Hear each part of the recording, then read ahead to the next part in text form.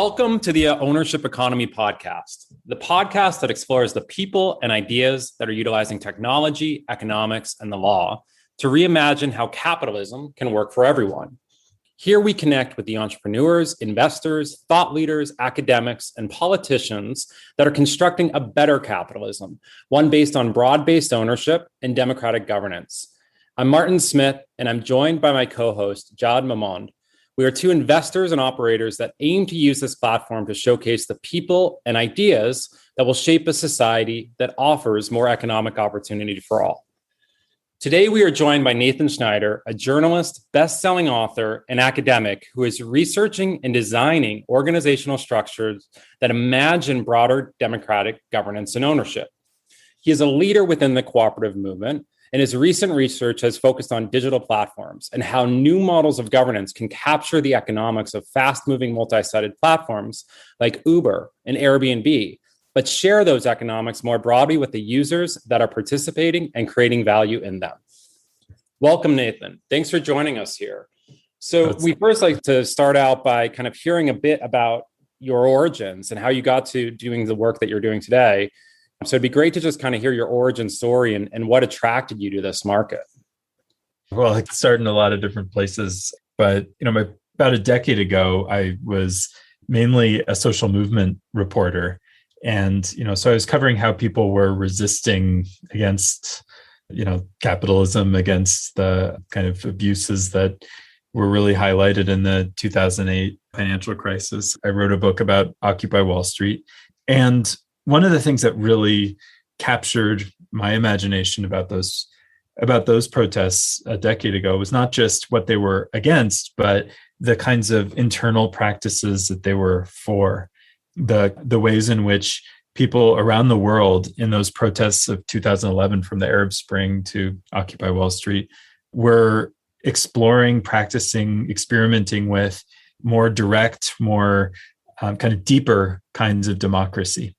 And when those protests ended, were wiped out by crackdowns and that sort of thing, it turned my attention to, where can those experiments continue? So after that work, I started focusing on two things. One was the cooperative economy, a long legacy of business where the participants are those who own and control the business, as well as the kind of crypto economy, particularly in early 2014, when I learned about the Ethereum white paper. I was never really interested in Bitcoin, but when the ideas around Ethereum first emerged, I thought, well, this is partly kind of scary, but partly could actually be the basis for ongoing experiments in radical democratic life online. And so I've been kind of following those two threads ever since, this old tradition and the rapid emergence of these new technologies. Awesome. So the ownership economy, people in the crypto space have kind of taken that term on to describe what's happening in cryptocurrencies and with blockchain technologies. And we hear a lot of jargon out there today, like DAOs and quadratic governance and Web3 and blockchain. But this movement really has its origins more aligned with where you started and your interest started, kind of in the cooperative movement. And so I think it's good to go back and get a history of kind of the cooperative movement and what they were trying to do, or what the cooperative movement kind of is trying to do. And at its core, what does the cooperative model actually solve? It's really about, a kind of counter vision of economic life that grew up alongside investor-driven capitalism.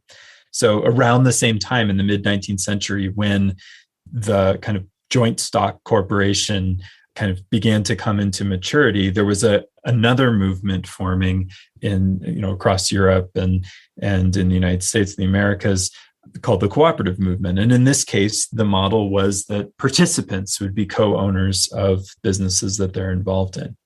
And some of the formative laws emerged around the same time, some really powerful practices. But this was always a kind of movement from the bottom up. It was really created not by wealthy investors, but by factory workers in many cases, drawing on longer, older traditions. It wasn't invented at this time, but it was an attempt to put those older practices of community power and resilience into a kind of modern framework. And these traditions have developed concurrently. For better or worse, I think really for worse, the power behind investor-based capitalism has meant that our policy structures, the rules of the economy have really developed much more around investor power and enabling and supporting wealthy investors as the main drivers of economic life. And this cooperative tradition has way too often been playing catch up. Now, the crypto economy has kind of both of these tendencies. In some ways, it kind of supercharges investor power even more than in the world outside. At the same time, it opens up possibilities for participant power. And you see that in these kind of emerging DAO communities and other ways in which people who are actually doing the work of building community and value are the ones who are owning and guiding that process. So again, we find ourselves in this context of ambivalence where this new technology can take us in many different possible directions. And we're at, I think, a really crucial moment, as people were, a century and a half ago, where we have to choose what are the rules that we want to really build our economy by. And when you talk about kind of supercharging investor power, can you just unpack that a little bit? What do you mean by investor kind of power, and why do you think the cooperative movement has not become kind of the dominant form to date, but in what has changed now, given kind of the crypto movement, or has anything changed at this point in terms of the potential for cooperative principles to become more mainstream? Okay, yeah, there's a lot there. But in terms of supercharging investor power, what I mean there is just that crypto is very pliable. I mean, the rules are how you program the contracts, right? But underlying it all is this basic economy of tokens. And the kind of default logic is that when you're building everything on top of an economy like that, whoever has the most power in that economy, the most wealth, has the potential to steer it in really crucial ways. And that was, a design that, the early designers like the Satoshi Nakamoto and the early designers of Ethereum just accepted, that wealth kind of equals power, whether it's mining power or voting power on a system. So, that logic is kind of baked in certain respects, not in all respects. And when you consider the cooperative legacy, you can see very specifically ways in which we have built economic frameworks like stock markets that are designed to protect and support investors who are understood by the system as primarily seeking financial returns. If you look at the rules of the stock market, it's all based on that. And we have complex financial mechanisms designed to support that kind of practice. In contrast, in the cooperative movement, policies designed around cooperatives have often actually straitjacketed cooperatives.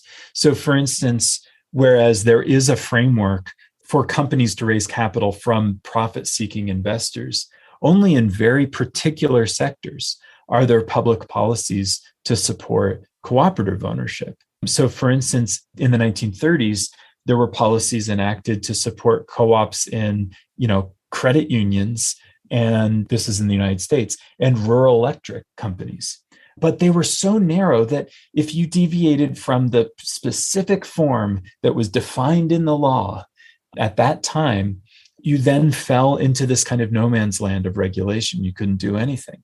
So if you're a big electric utility, you can access this lending pool through the Department of Agriculture. If you're, a cooperative solar farm in the 21st century, you can't access that. You are kind of cut out from so much, potential capital access. And so we've kind of created these narrow boxes around the cooperative movement as if we're afraid of it. Whereas investor ownership, you can go in whatever business you like. The laws are not defined around the kind of thing you're doing in quite this way. And so if the more you look at cooperative policy, even though it's this kind of bottom-up poor people's movement, the policies make it look like actually our society is afraid of the power of cooperative economy. And we've designed our policies to contain it and prevent it from competing with investors. And again, we're in a moment where we're rewriting some of the rules, and that creates an opportunity to say, which direction are we going to go in? Are we going to go in a direction that really empowers, collective action, or are we going to go in a direction that really empowers those who have the most wealth in the system? Okay, great. So I want to unpack that a little bit, because I think there's a lot of, not jargon, but a lot of kind of verbiage that people might not kind of understand. And so the cooperative model, you essentially have a regulatory framework for a cooperative model where in most jurisdictions, right, you have one member, one vote, right? So if you're a member of the cooperative, you have this right to vote. And what you're saying is that the difference between the cooperative model and what's happened with the emergence of crypto is that in crypto systems, it started out with a proof of work, where essentially you would have these mining pools that would essentially engage in very complex mathematical work to figure out kind of a hash, to figure out kind of the next hash as part of Bitcoin. And then that has slowly moved to, in more and more models, a proof of stake. And that proof of stake essentially says that you need to stake a percentage of these tokens representing wealth. And those tokens can be acquired in different ways, but within Ethereum, they've been predominantly acquired through wealth. And through that proof of stake, you essentially get a vote, right? You essentially get to participate in governance. So the cooperative model essentially has, in many ways, a truer form of democratic governance, but at the same time there's not many cooperatives out there that have scaled as quickly as some of these protocols. And so what do you think is different about the protocols, about crypto kind of technology or cryptocurrencies and blockchain technology that has allowed these protocols to scale in a way that the cooperative economy hasn't been able to scale in the past?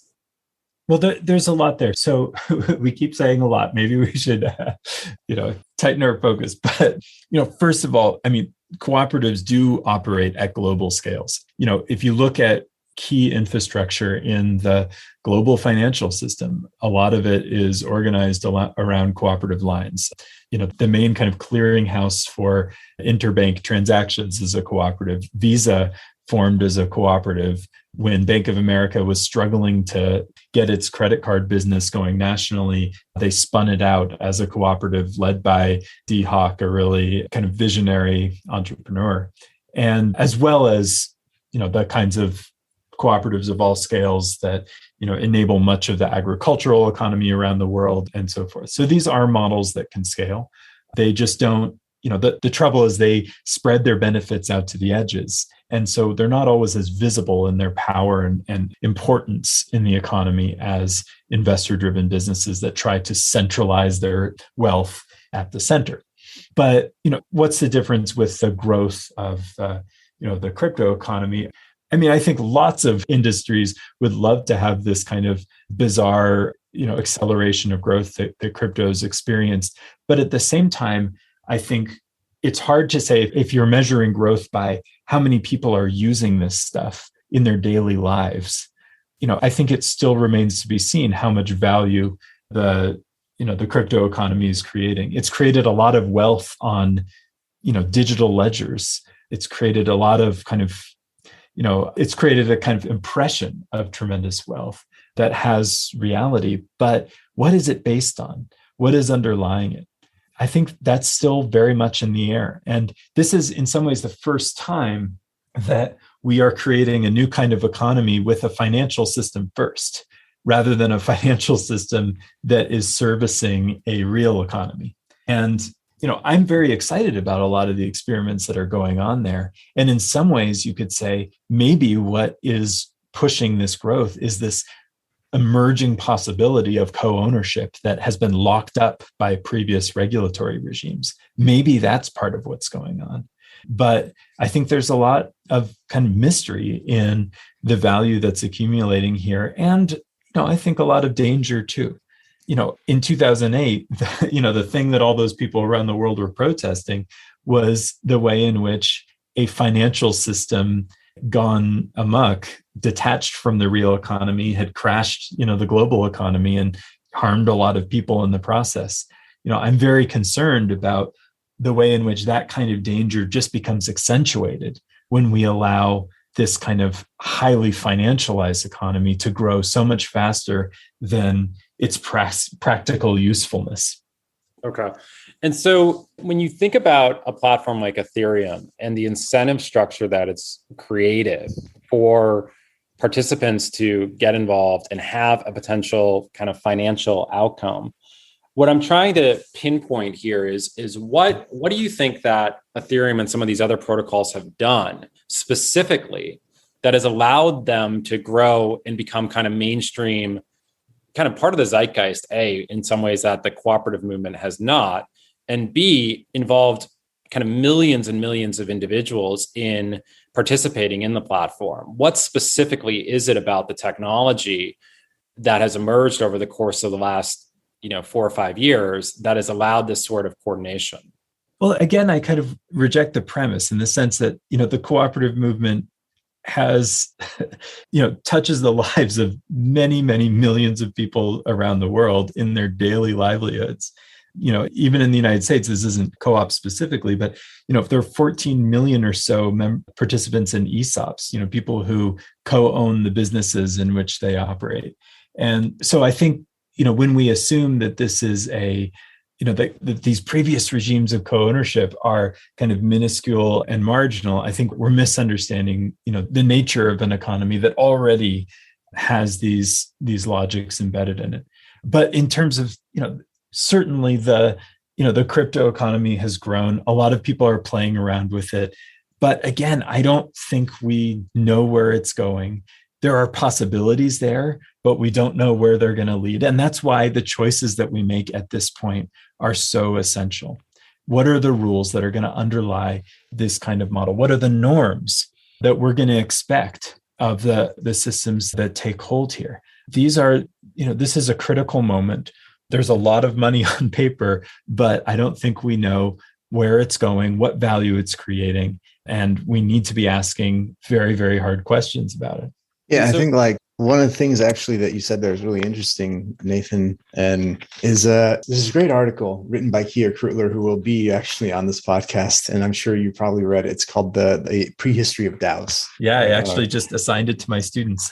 Oh, that's awesome. So this is like a great example, right? When we talk about getting real, right? So I think much of this isn't really to pick an epistemology or another, right? But basically, I think we definitely need to ask the questions. And I think once we ask them, there's a lot of folks who are just like, well, I've got this wealth on paper. I need to just experiment and see what happens, right? And so like one of the great projects she points out there, which is like near and dear to my heart, is the Regen Network, right? And what a really interesting approach they took is that they basically completely agree with your point on like the financialization and the incentives, right? Around basically making a system that does the same thing it's trying to replace. And so like Regen has a pretty interesting approach where they basically said, hey, let's incorporate at the beginning all of the stakeholders who are part of this network, and let's apportion 40% for people who are land stewards, right? And that will never change because that way we bake their knowledge and their tacit knowledge, right? Their actual practical knowledge into the system we're trying to build. So I think like, I wouldn't say that this is necessarily disagreeing with you, but I'm curious to hear your opinion on like, this kind of experimentation, because the thing is it introduces new dimensions that kind of exceed the operating principles of digital cooperatives, not in a better or worse way. It just, they have more nimbleness, more optionality because they're distributed more easily than traditional corporate, stocks and stuff like that. So what do you think about Absolutely. And we need to keep developing this model, right?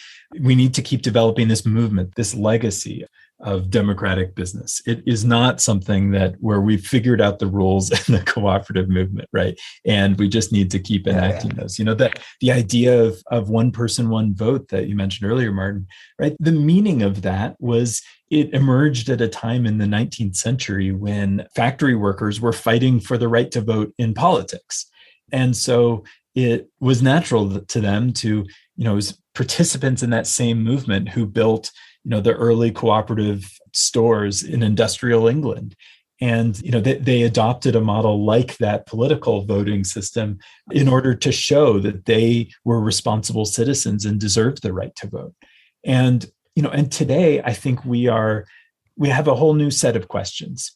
And to me, what is really fun about what's happening in crypto now is people are developing new kinds of governance and voting and ownership structures that speak to the challenges that we're facing today and that we're facing in these systems. The system that you're describing, it says, okay, we're looking at a particular problem. Let's figure out what would actually make sense for addressing this kind of problem. And that is a wonderful opening. If you look at the world of business ownership in a kind of Wall Street frame, right? It's a kind of one size fits all model. It's like you're creating X kind of business. Okay, here is the framework that you have to work in. One thing that is going on in crypto now that is not happening in the cooperative world, for instance, is like people are coming up with these new governance systems all the time. And I keep trying to bring those, into the cooperative world. What could credit unions do with, quadratic voting? And other kinds of things that people are experimenting with in crypto lands. So this older legacy really needs the new stuff that's going on. Yeah. It really needs this sense of imagination and possibility and creativity. But at the same time, I think this new, the kind of emerging stuff right now needs to learn from the kind of lessons of these past movements and really pick which path it's going to go on. Absolutely. And I think that's 100% right. Yeah, Jahed, one thing I just think in terms of, from a jargon perspective, either Jahed or Nathan, you just want to describe what quadratic voting is and how it changes some of the challenges around both the one member, one vote model and also kind of the plutocracy that you seem to have in some of these cryptocurrencies. Yeah, so the quadratic voting is a model where, according to a mathematical formula, the more, you can buy votes and the more, tokens you spend, for instance, the more influence you have, but your influence decreases the more you spend. So if you really want to pass something, you can't just do it with one person piling in a bunch of tokens. You need lots of people who are contributing a little bit as well.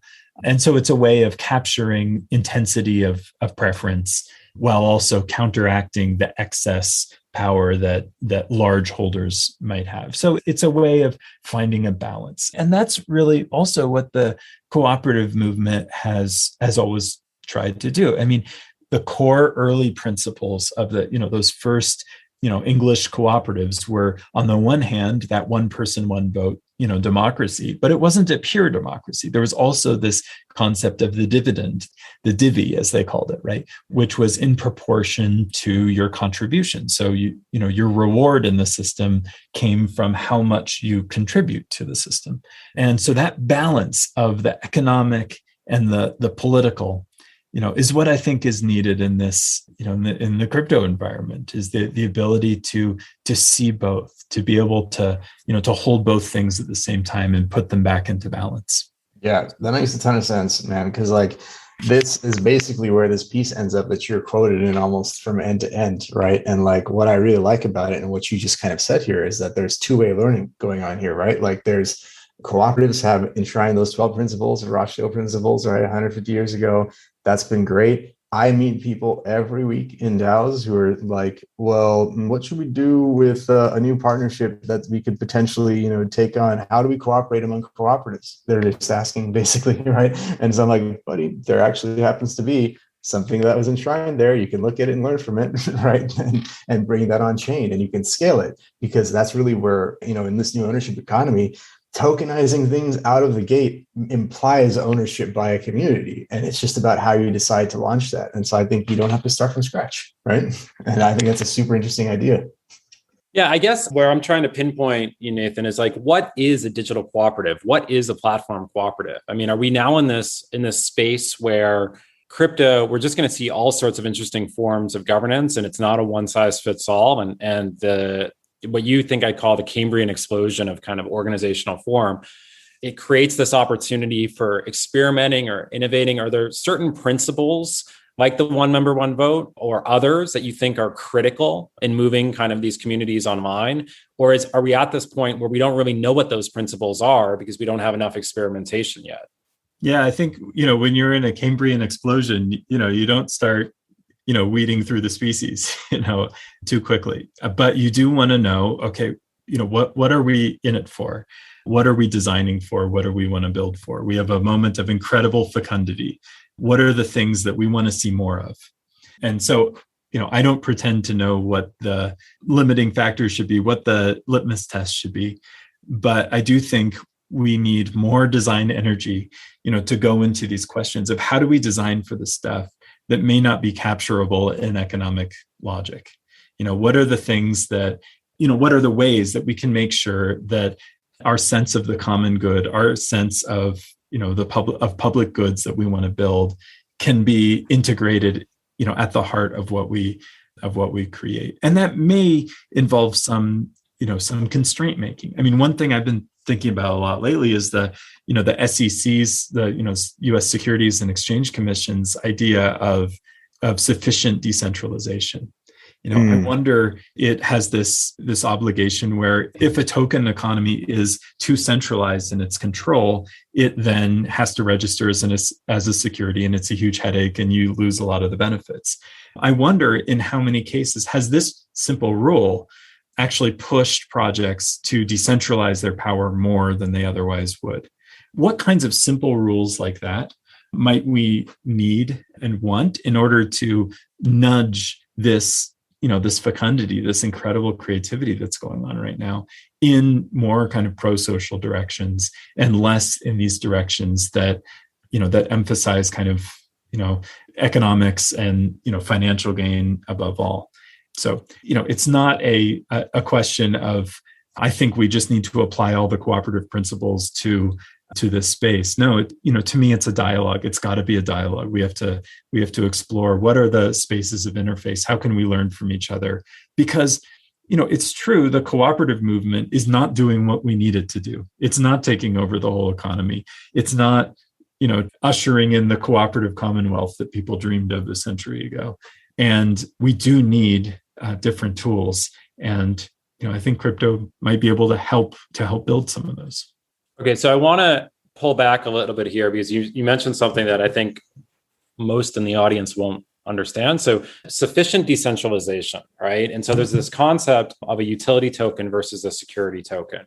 And if you issue a security token, then there's all sorts of compliance that you have to do with the Securities and Exchange Commission in the US. So can you just break that down for us on what the difference between a security token and a utility token is and why it's driving this behavior? Well, I guess there may be no difference, right? But there's a difference on paper. I think right? it's often fictional. People say this is a utility token, so don't treat it as a security. But everybody knows, no, it's worth something. It's acting like a security. And in its infinite wisdom, I think the SEC, built a rule that, in some ways calls bullshit on that, the claim that there's a difference and just says, look, if control is centralized, you're a company.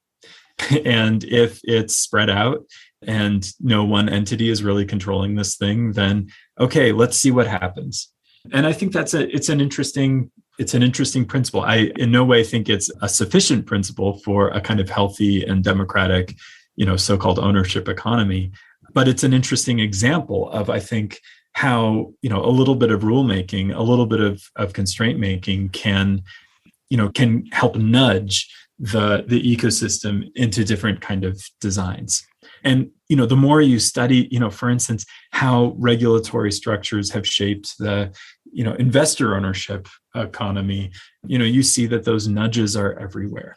And, I guess part of what I'm asking is, why are we waiting for those nudges to come from the outside? How can, what kinds of nudges do we need to create within these systems? What if Ethereum had embedded that principle into its design, right? A requirement of sufficient decentralization in some way. What kinds of rules and norms do we need to embed into our protocols, into our cross-chain protocols, into our, into these ecosystems in all sorts of ways? And I think too much of the original design was built on this kind of libertarian idea that markets will solve everything. And I think that's, it's a profoundly dangerous idea in my view. And markets are powerful and can be wonderful. An old market in a medieval town, is an incredibly vibrant place full of, tradition and culture. And, markets can be wonderful things. but those markets, live, should live embedded in and accountable to people and a society and a culture. Yeah, definitely. I think like at some level, like you said, the regulatory is shaping this, but at some level, it's all intersubjective realities, right? Someone says this thing is worth this much. I want to shape it into this type of thing.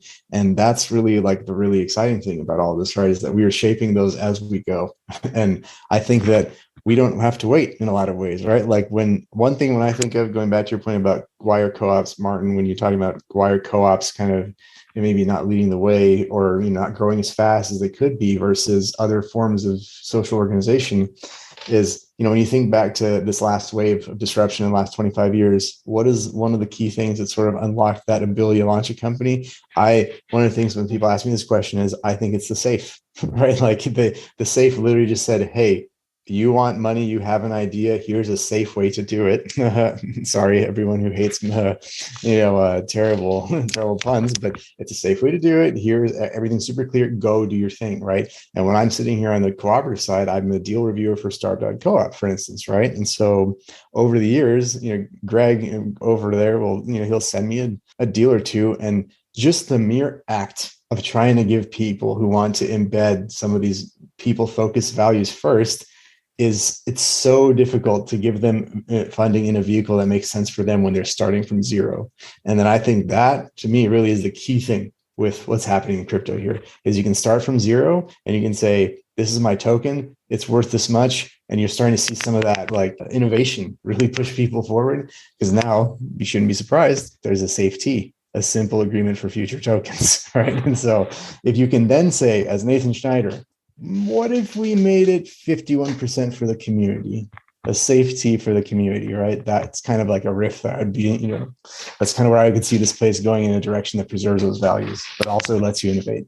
Yeah, but I guess what I'm not convinced of is that, and this is where I kind of, I don't think there's an answer yet, is do you need, for one of these early stage startups, right? Do you need a centralized team that has control over the venture to have it be competitive, to have it scale?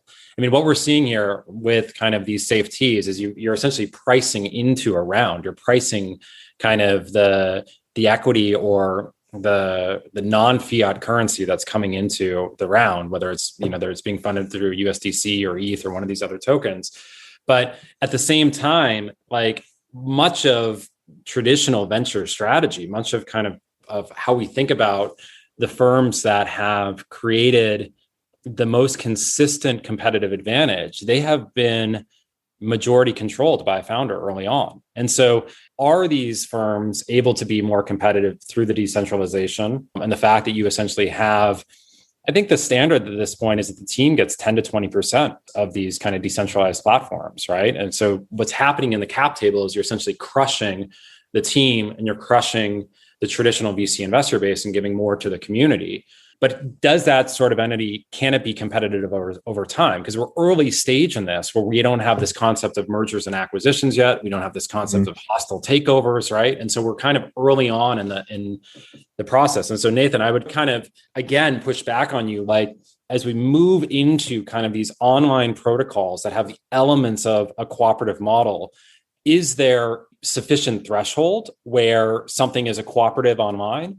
Or are we just out of that framework and we're kind of in this wild west where we no longer have definitions for what is kind of a cooperatively principled digital platform versus, a traditional firm?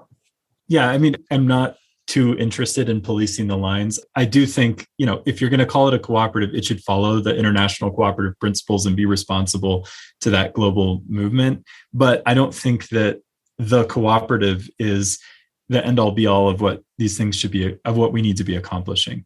I think we need to be looking for what kinds of vehicles can we use to transform the nature of power in economic life, and to build real democracy and real accountability, into our economic institutions. So whether it's a cooperative or not, I'm open. I want to learn. I want to see what we can do. In some respects, Jahed, you were talking about the SAFE, which is, definitely a powerful innovation. It was developed, out of Y Combinator, really out of an attempt to create uniformity among startups going through an accelerator. And part of its power was that uniformity was, okay, we're going to have one deal that everybody's going to be doing. Everyone's set up as a Delaware C Corp. All the basics are the same. So we can lower our costs of pumping these startups into the market. And that's been very powerful. But I think we're in a moment where actually what we're seeing is there's an eagerness to break out of that uniformity. We don't want a formula right now. We want to say, okay, maybe some projects, as you say, Martin, need to start closely held. They need to really center the vision of their founders. And it needs to stay that way until those founders can really convince the world that there's value here. And that's it. With that kind of approach in mind, I've proposed this idea of exit to community, really premised on that idea that, founders, it may make sense that for a lot of projects for founders to really, be at the helm solely or close to that at the very beginning. And then you seek wider ownership when the company's matured. On the other hand, and this is more the thesis of, for instance, Variant Fund, that is kind of one of the major figures in the kind of ownership economy logic. They're looking at it in a kind of inverse way, more like Jahed was saying, like, okay, we're going to lower the cost of acquiring early customers by cutting people into ownership at the very beginning. And that's how we're going to grow. That's how we're going to create this kind of dynamism. And, for instance, in the cooperative tradition, there's a legacy of both approaches. I think we want both approaches, and we want frameworks that support both approaches. The core question for me is, how do we make sure, regardless of the story and the progress and the type of mechanism that you build, what do we need to make sure that, that it is, that is human needs and human value, that is in planetary value, and all these things that we need to be recentering on, that are guiding our economic life, and not simply handing the economy over to this kind of self-aggrandizing market robot that is maximizing value at the expense of the planet and the survival and flourishing of people. Yeah, and then another question to ask here, that I'm not taking sides here, guys, but what I'm excited about on the ownership side, right, is that there's a number of interesting texts over the years, like Robert Dahl's A Preface to Economic Democracy is one of them. There's Markets in the Name of Socialism by Ioana Bachman and George Mason is another one, right? And what they look at is they look at these. They do almost ethnographic accounts of what's going on, right? Where they say, here is how an economy was structured in Hungary before it converted to, before it left the Soviet Union, et cetera. And what you find is that by expanding the scope of participants in governance, better decisions are able to get made. Do they happen faster? Depends, right? It depends on a lot of metrics that you look at, right?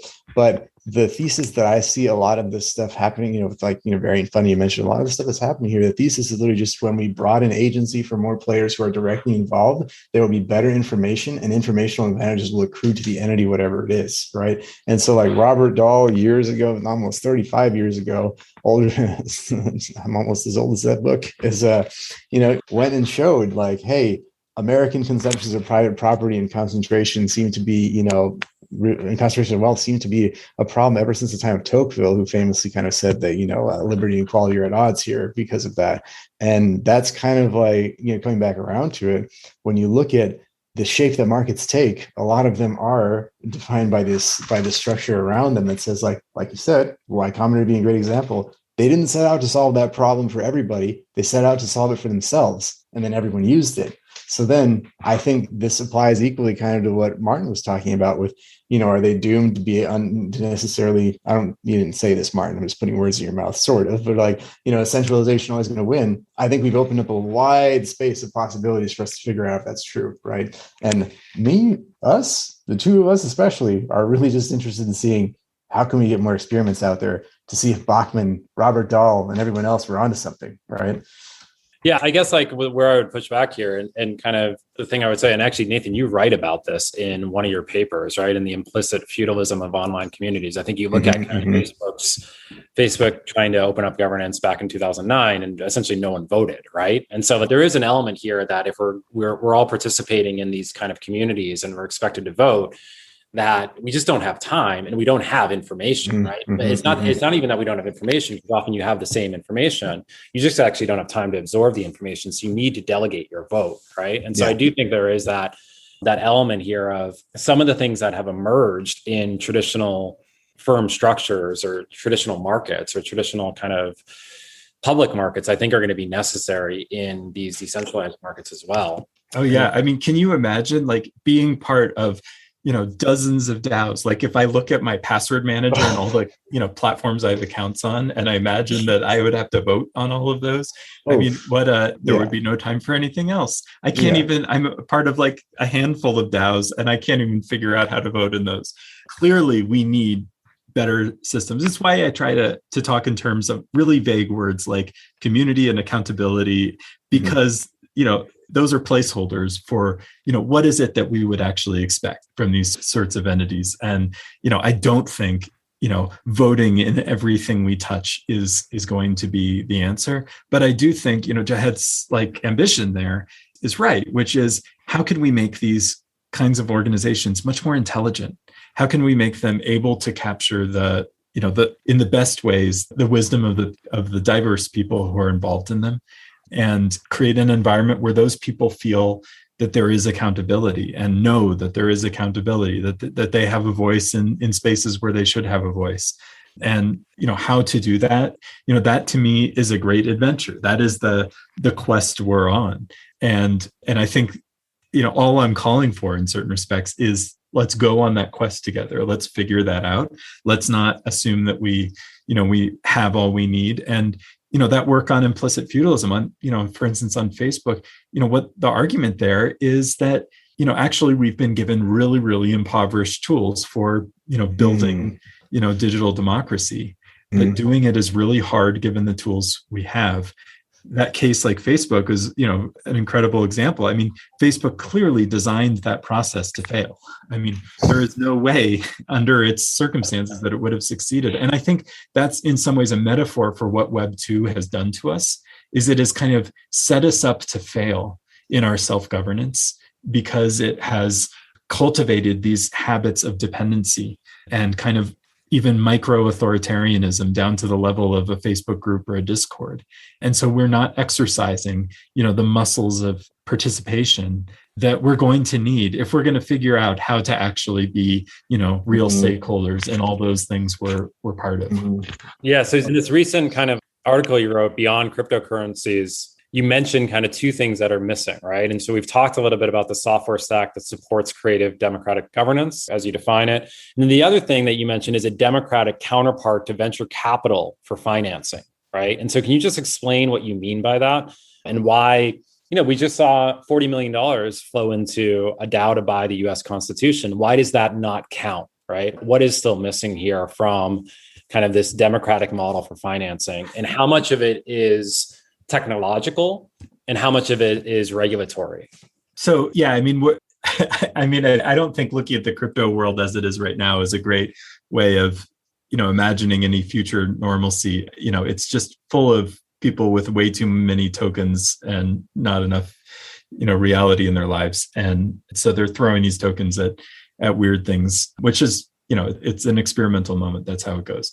But what I mean by that critically is that we have facility and structures in our old world system that enable people with capital to get more of it and to invest. I really follow here Louis Kelso, who is the inventor of the employee stock ownership plan, the mechanism by which again millions of people in the United States are co-owners of the businesses where they work. And he grew up poor, went to the University of Colorado here, and then became a corporate lawyer in San Francisco and realized, these rich people aren't using their own money. They're borrowing money to invest. They have access to all these financial mechanisms that normal people don't have. So, a rich person can buy your business out from under you without spending a cent of their own money or very little of it. Whereas, the people who work there every day don't have access to that capital to buy their business. So he helped set up a mechanism through the ESOP that enabled that in a certain kind of constrained set of cases. But it was an important demonstration showing what would it look like if we had, the infrastructure to enable lots of people to come together and access capital and handle the risk in an appropriate way. So in a kind of offline economy, I follow his proposal in a lot of respects for a kind of Fannie Mae, Freddie Mac type of structure to support, large numbers of people, doing things that are reasonable. Like, a community who wants to set up a locally owned broadband network, that is not being served by the corporate actors. Why should they have to wait? Why can't they access capital to do something that obviously is going to bring value to their community? These sorts of obvious things should be available to large groups of people in a way that currently the system is set up, only for the wealthy. What does this mean in the crypto context? Is it a matter of policy or technology? I don't know. If technology can do it, great. But I think generally what we tend to see is that technology amplifies power relations that are already out there much more than it disrupts power relations. It amplifies, the power of wealth. This is why, for instance, Web2 didn't decentralize the world. It actually amplified the ability of venture capital to centralize power. And so I think that we probably do need, with or without crypto technology, policy structures that make sure that groups of people who don't have access to capital to pile into a constitution DAO or whatever can come together and do worthwhile things that will actually create value. What that looks like, I've made a few proposals, but, I don't claim to be an expert on that. What I do think is essential is that we ask the question, how do we make sure, we should be debating this. How do we make sure that groups of people can access capital to do things that they need? That question is not even on our radar right now. The question is always, how can we get rich people to do something for us? Yeah. I think, like, at the very least, to add on to that, that's one of the things that I'm really excited by in this ownership economy space, whether it doesn't need to be Web3 or anything, right? But basically the ability, like you said, for someone from the community to say, I want to go this way and I'd like to raise money for it. And if you're in the DAO and enough people say that's a thing we need, you're just funded and you're told to go on your way, right? That's the nimbleness that centralized entities try to recapture once they get too big. So say even Facebook, we're all kind of beating up on in this call, right? Sort of, right? Giant company, $1 trillion company, great, fantastic. But it's going to have to take a completely different shape to innovate in the metaverse than it did today, just because of the landscape and the way it got there. And that same shape is the shape it had 10 years ago when Mark Zuckerberg was reviewing every single, I don't know if y'all remember this, but in 2010, 2011, he said, I will not review mockups that aren't on a mobile device. Look at Facebook today, right? So like that, in some respects, everyone else looks at it and goes like, well, you have to set it at the top, right? But I guarantee you they're just like at Amazon, there's teams that are big enough for 2 pizzas who are doing this thing, right? And so that's kind of the parallel that I see when someone goes like, well, it seems like it's either hyper fragmented, atomized, or centralized, and who's going to win? It's like, if you peer inside of that centralized entity, you're probably going to see something mirroring what's happening over here, the parts of it that work, right? So just to add on to that. No, and I think there's a lot of confidence in the Web3 world that the technology will protect against centralization. And I think that is a profound error. Something I've written about and something that, I continue to worry about. In 1999, Tim Berners-Lee wrote a memoir about inventing the World Wide Web. And in it, he said, the technology is so decentralized, it can never be captured, right? And, now, of course, he's always, every time he's interviewed, he talks about how the whole thing's been captured, right? Clear and captured by companies of a size and power that the world has never seen before. Not only captured with old world monopolies, but created a whole new class of monopolies. And I think the danger of something like Facebook, of, the Chinese government getting involved in this, of centralized powers leveraging decentralized tools to create deeper forms of centralized power, I think is profoundly real. And, what I argue for there is that we need to be designing for what I call accountable centralization, in addition to decentralization, in the same way that, antitrust law was designed to use the big stick of, the federal government to protect the decentralization of, capital markets and, business, different market segments. That, we need to think about how are we going to create the institutions that are capable of counteracting these incredibly powerful forces that are already starting to enter, the markets created by these new technologies. So I'm just very, very much disinclined to trust that this time we've got the technology right. This time the technology will protect us. I think we are looking at technology that is capable of enforcing forms of centralization of power that the world has never seen. Yeah, and you also mentioned, so you bring up this concept of liberty and kind of the worry about state actors using blockchain technology, which actually, most of this stuff is very traceable, right? So we think of this as kind of anonymous, and the reality is it's actually very traceable, and it's only going to become more traceable over time. And so your on-chain activity 10 years from now will probably be known by everyone, right? So one of the things that you mentioned is that we need broader participation, right? And there's this policy issue around accredited investors, and that only accredited investors can kind of invest in projects. And so you need to have more than $1 million in liquid wealth, or you need to make more than 200, 300,000 a year. And to a certain extent, the world of tokens has broken that open because there's so much liquidity. And there's an opportunity to get rewards through airdrops, through marginal participation in programs with particular companies or startups, that I now have some kind of fungibility of this token that I can then convert into a fiat currency, or I can invest in another project.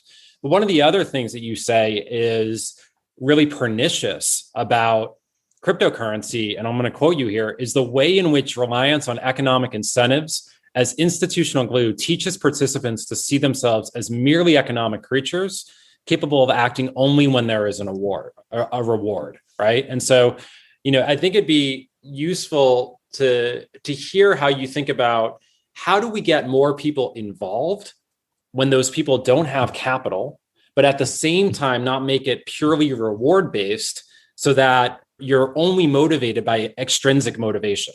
Yeah, great set of questions. I mean, and again, this goes back to to that origin story, the cooperative movement, as being part of this movement for democracy. People were not only, building a store so they could access cheaper goods, they were also cultivating within themselves a subjectivity in which they could practice the art of democracy at a time when they were excluded from it. Right. And every time we build an economy, we are cultivating our own selfhood. And, this is squishy stuff, but I do think it is important. It connects with, Shoshana Zuboff's, kind of monumental critique of, the surveillance capitalism, where ultimately what she's worried about is not just, economic relationships. I wish she were more worried about that, but she's worried about what it does to human beings, right? What, being nudged all the time on social media does to us as people and our sense of what we think we're capable of. We're malleable creatures. And, I think we need to ask that question. What are these technologies that we're making assuming about us? And what are they teaching us to assume about ourselves?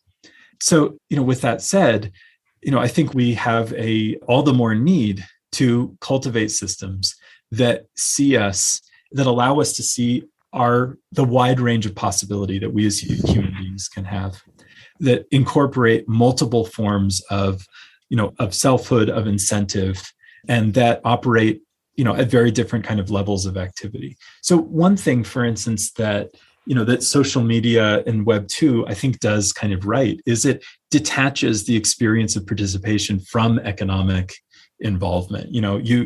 As in the kind of classical anthropology of the gift, a gift no longer feels like a gift if somebody pays you back for it, right? In the same way, a moving post on social media doesn't mean as much if you feel like the person is doing it just to make a buck, right? It's there are spaces where it makes sense to kind of remove these kind of short-term economic incentives. And it in some ways makes the economy all the more powerful. And, there are certainly ways that you can cut people into that. For instance, that ESOP structure that, I mentioned earlier, it is a very flawed structure. And it's one that I think sorely needs work. But one thing it does do is it very clearly aligns people toward long-term incentives rather than short-term incentives. And, that's one way of addressing this concern, right? Of saying, okay, we're bought in the long term, but that doesn't mean that we're, anxious about, every short-term outcome. In the same way that, in our political involvements, many of us see that as a kind of long-term quest. It's like, how do we make the world better for our children? Not just how do we make the world better, tomorrow? And, that's all about building culture too. building culture around what we're telling each other we're in this for. And we can design incentives that shape that culture, that encourage us to think long-term, or to put that economic logic out of our minds for a little while so that we can focus on what's right before us. Ultimately, of course, a gift does have an economic logic. It is an economic activity. When you give a gift to your parents, it's connected with the fact that they spent a lot of, economic resources bringing you up. But of course you don't say that. And it's part of a longer game. It's part of a bigger story. And it's that ability to create systems that, that are not just about, what a market is looking like right now, where the price is right now, but instead, is about, a bigger trajectory. And among a lot of DAOs, it's striking to hear people really say that, like, actually cultivate cultures where people try to tell each other, we don't care about the price. We're not going to focus on the price. The price isn't the point. The point is actually, much bigger. And they're doing something in some respects very ancient there. Yeah. And also the short answer to your question, Martin, the short version of Nathan's answer too. Which was not short. That's vibes. When you're inside a DAO, that's literally the answer. Everything you just said around, like, how do we keep the motivation intrinsic, or how do we preserve intrinsic motivation with extrinsic? How do we co-create culture? It's vibes, man. If you're out there in the DAO world right now, it's all vibes. Well, and when I, published early versions of my cryptoeconomics paper, vibes were like the main critique. We're like, you were just looking at the text. You didn't understand how we understand this, right? Yes. I look at the websites and everything, and I see, economic incentives all over the place. And, what people came back to me with, and I really tried to take this to heart, is no, actually, we don't see it that way. We have created a culture where we understand what you're seeing differently than you do at face value. And that was very meaningful to hear. Interesting.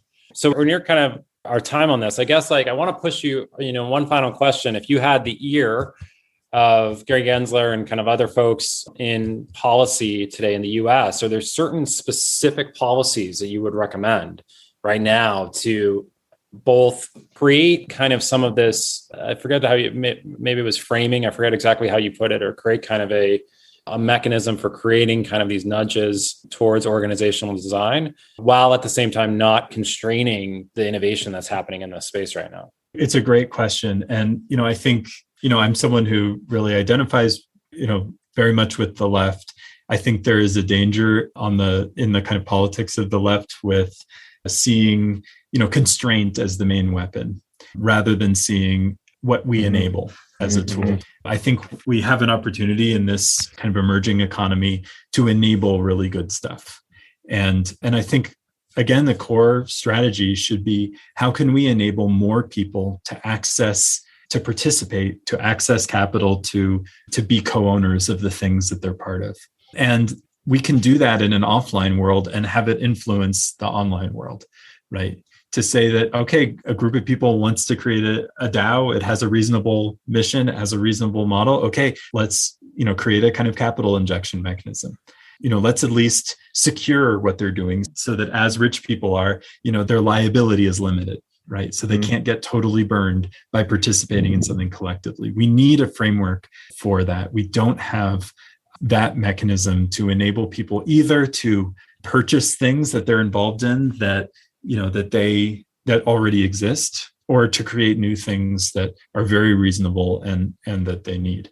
That kind of tooling is something that, is essentially political tooling.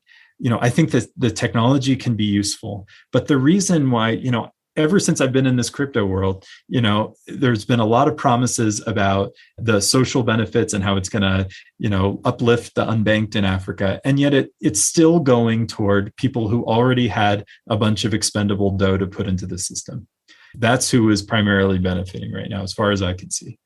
And until we take on that political challenge of enabling people who don't have a bunch of capital sitting around to play with, to participate in these and other kinds of new frontiers, we're going to see the same pattern emerge over and over, in which technology actually just replicates and accentuates the inequalities of the world around it, rather than fulfilling this continuous failed dream of correcting, disrupting, and flattening the systems in which it participates.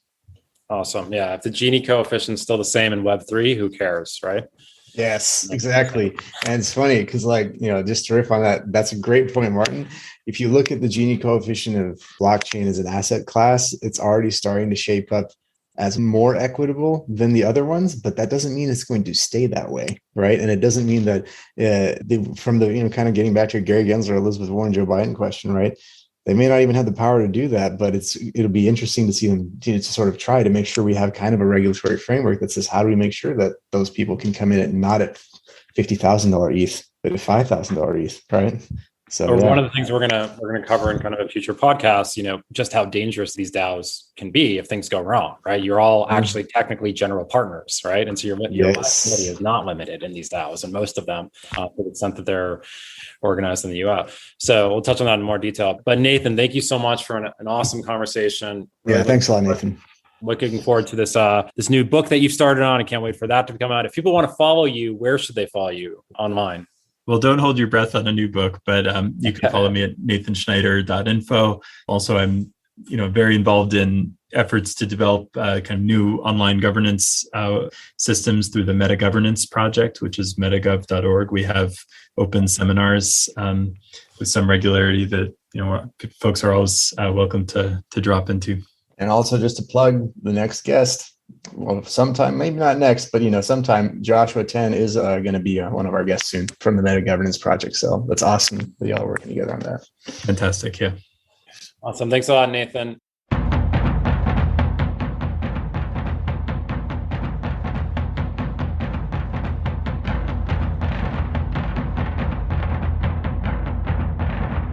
My girl gave me a bolt cutter. He loves to break it. Claim all the space.